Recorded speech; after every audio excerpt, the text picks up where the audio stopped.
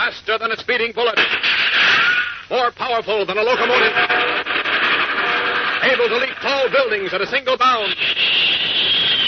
Look, up in the sky. It's a bird. It's a plane. It's Superman. Kellogg's Pep. P-E-P, Pep. Kellogg's Pep, the Sunshine Cereal, presents The Adventures of Superman.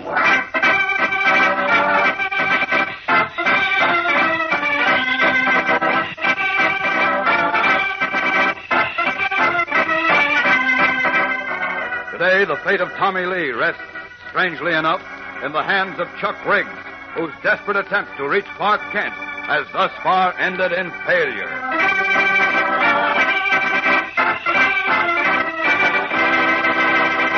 Hello there, gang. This is your pal Dan McCullough. Say, was breakfast on the beam at your house this morning? On the sunbeam, I mean, with Kellogg's Pep, the Sunshine Cereal. Pep is so golden delicious, it gives your appetite the old come on. Makes you want to eat the hearty sort of meal that helps start your day in high. Why, Kellogg's Pep looks irresistible, all toasted and crisp and tender. And when you sample that sunshine flavor, you settle down for a session of mighty nifty eating. You find out how those tender whole wheat flakes practically melt in your mouth, how that sunny flavor tickles your taste, how each spoonful of Kellogg's Pep is so good you won't want to stop until you've polished off every bit in your bowl. And you know, it's particularly important nowadays not to waste cereal, because we're sending the grains to fellows and girls overseas. So make sure you pour your Pep carefully, and make sure you do eat up every bit you pour out. And say, kind of keep an eye on your younger brothers and sisters, too. When Mom brings Kellogg's Pep home from the grocer's, make sure you eat all your Pep. Don't waste it. And now, the adventures of Superman. Jealous because Jimmy Olsen, manager of the Unity House baseball team, had replaced him in the pitcher's slot with a Chinese boy named Tommy Lee, young Chuck Riggs went with his uncle to a meeting of the Clan of the Fiery Cross, whose un-American credo is one race, one religion, one color. Coached by his Uncle Matt, leader of the hooded mob, Chuck said that Tommy had tried to kill him. Incensed and seeing an opportunity to start a wave of terror, the Klansmen snatched up the Chinese boy and carried him away to tar and feather him. The boy managed to leap from their speeding truck, but broke his arm in the fall. And as he hid in a patch of woods, the cowardly horde in robes and hoods closed in on him. Terrified and in pain, Tommy threw himself into the river and was swept by the swift current toward a seething rapids. Meanwhile, tortured by his conscience, Chuck Riggs has been unsuccessfully attempting to contact Clark Kent by telephone. Kent entered his apartment just as Chuck, forced out of a phone booth, hung up. But as we continue now, Kent's phone is ringing again. Listen. Hello? Hello, is this Mr. Kent? Yes, who's calling? I can't tell you, but listen, Mr. Kent. A friend said you've gotten lots of guys out of trouble. What? Maybe you can help Tommy Lee. Tommy Lee? What happened to him? The Clan of the Fiery Cross guy. What? Yeah, they're going to tar and feather him. Wait, Scott, when was this? Where? Tonight, just a little while ago. They grabbed him and took him away in a truck. Oh, gosh, you got to do something. You just... All right, wait a minute. Where did they take him? Do you know? Well, I mean, they said something about going to the Bend.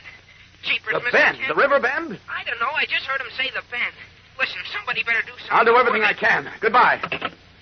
Off with these clothes. After those rotten hate-mongers. That's Superman. Now, if only I'm not too late to stop them. Stripping off his business suit, Clark Kent stands revealed in the blue costume and red cape of Superman. Swiftly, he steps to the window and opens it. Out! Up! And away!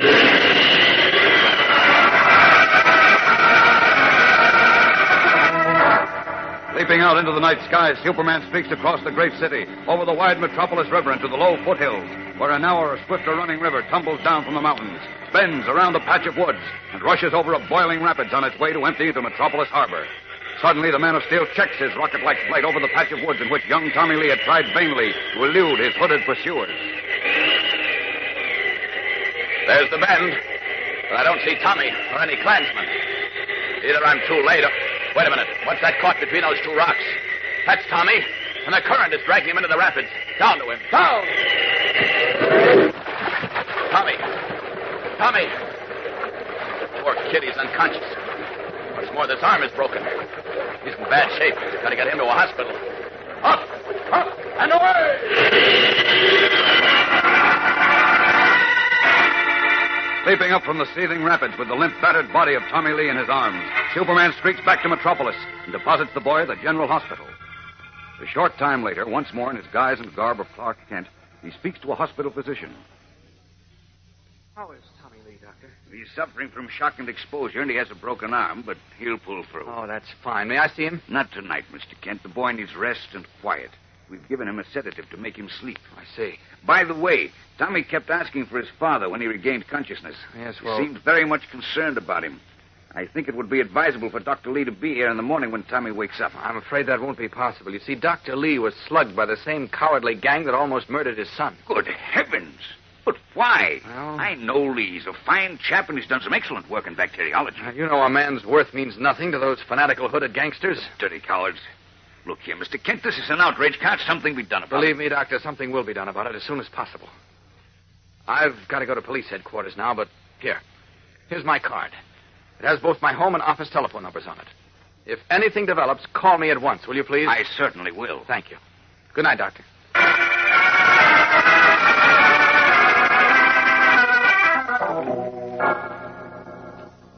Now, what about it, Kent? Has Henderson found out who those scoundrels are yet? Well, he knows they're the clan of the Fiery Cross, Chief. Well, we all know that now. But who are the rats behind those sheets and hoods? We haven't found that out yet. Oh, you haven't? No. Then what have you found out? Well, frankly, very little. You can't blame the police, because until this happened, no one knew the clan was organized in Metropolis. And except for the police officer they slugged in front of the Lee house and Tommy and his father, no one has even seen them before. Oh, can't they identify at least one of those rats? Oh. All the officer and Tommy and Dr. Lee saw was a gang of hooded men. No, not men. Cowardly hyenas. Well... Real men don't hide behind sheets and gang up on someone just because he goes to a different church or because his skin happens to be a different color. Now, look, Kent, the boy who phoned you last night, he knew the clan was going to tar and feather Tommy Lee, and he knew where they were taking him. Wouldn't he know who they were? Possibly. Well, who was the boy? That's the $64 question. What do you mean? Now, don't tell me you didn't have sense enough to ask him who he was. Well, sure, I asked him, but he wouldn't tell me. He wouldn't? No. I never heard his voice before. But if we could find that boy, I think we could find out who some of the clansmen are. Well, we've got to find him. Well, that's fine, but how? Our only clue to him is his voice. We can't go around and pick up every boy in Metropolis and question him. No, but... Wait a minute, Chief. Wait a minute. I just thought of something.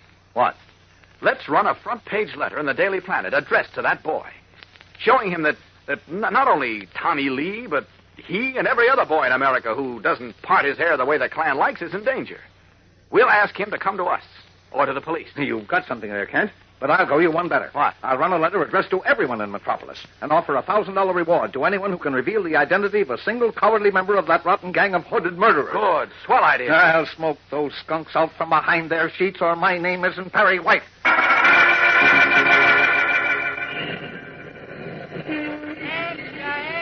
Daily Planet wages war on clan of Fiery Cross. Offers big rewards. Read all about it. Extra.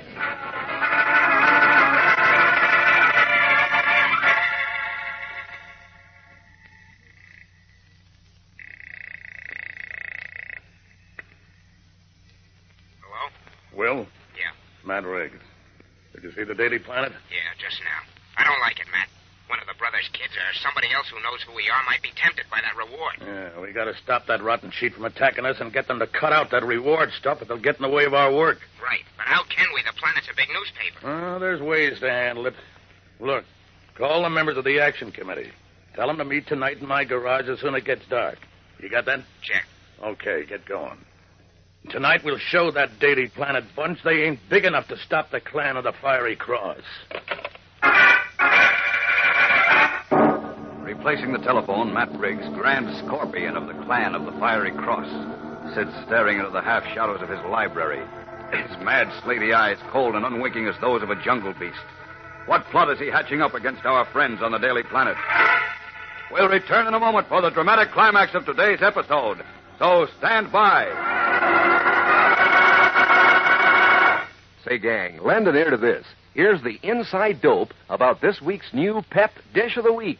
And we're traveling all the way to Egypt for the name. You ready? Listen, this week, your nifty new breakfast combination is called Pep Pyramid. And here's how easy it is to make. You pile your serving of Kellogg's Pep, the Sunshine cereal, in your bowl in the shape of a pyramid. Around the base, scatter juicy red raspberries or some other fruit. Top with milk and sugar, And there's your Pep Pyramid. And believe me, gang, this is a dish to make history. You know, Kellogg's Pep always makes a history of good eating. Sure, every single flake is crisp and tender and full up with that catchy flavor.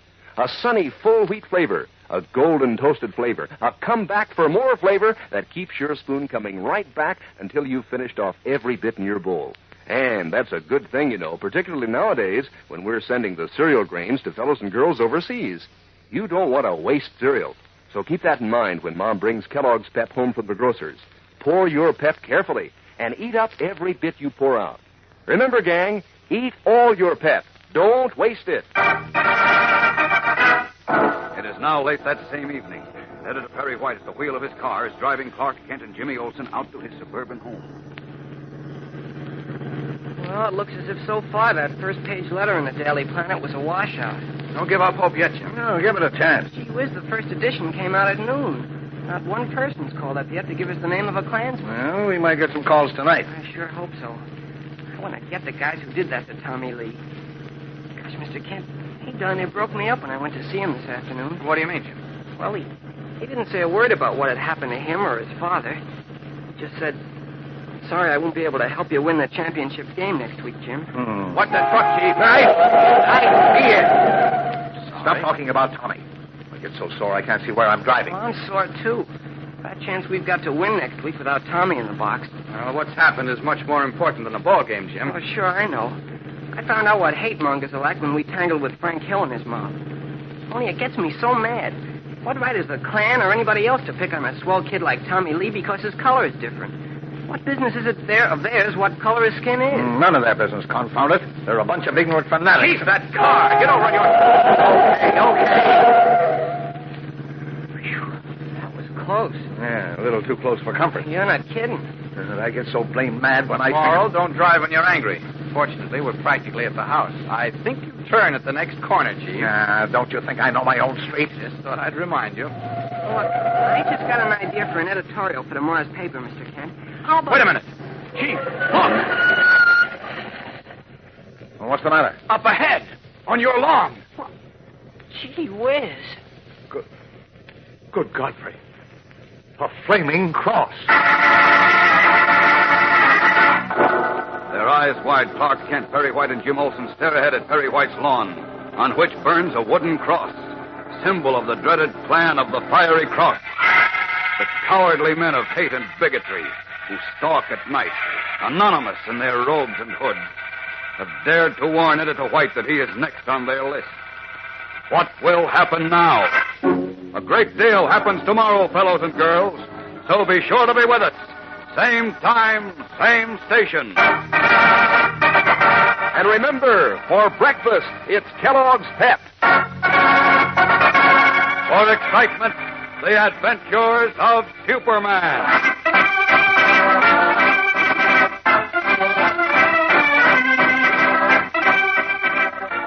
Superman is a copyrighted feature appearing in Superman DC comic magazines and is brought to you Monday through Friday at the same time by Kellogg's Pep, the Sunshine Cereal.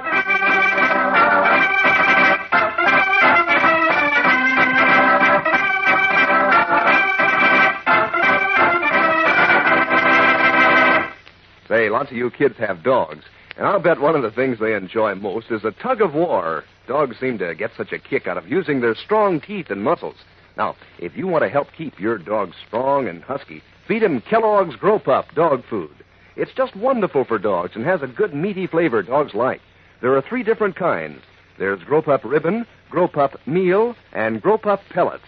Ask your mother to get Kellogg's Grow Pup today and see if your dog doesn't gobble it right up. And be sure to be with us tomorrow for the thrilling adventures of Superman.